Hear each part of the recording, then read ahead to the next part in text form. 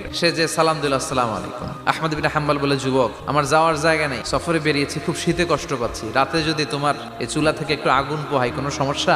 যুবক বলে, না না, সমস্যা না, আহলান ওয়া সাহলান, বসে আমদের আসেন আসেন, আপনি আগুন পোহাইলে আমার সমস্যা কি? আল্লাহ শুকরিয়া করে উনি বসলেন আর আগুন পোহাচ্ছেন। আর খেয়াল করলেন, যুবক রুটি বানায় আর পরে আস্তাগফিরুল্লাহ, রুটির দলা বানায় পরে আস্তাগফিরুল্লাহ, খামির বানায় আর পরে আস্তাগফিরুল্লাহ, খালি এইটাই পড়তেছে। ইমাম আহমদ ইবনে হাম্বল তো অবাক, কিরে এটা আবার কেমন যুবক, খালি আস্তাগফিরুল্লাহ। উনি প্রশ্ন করলেন, যুবক, ঘটনা কি? আসার পর থেকেই তোমার দেখতেছি তুমি রুটি বানাও, রুটি বিক্রি করো আর পড়ো আস্তাগফিরুল্লাহ।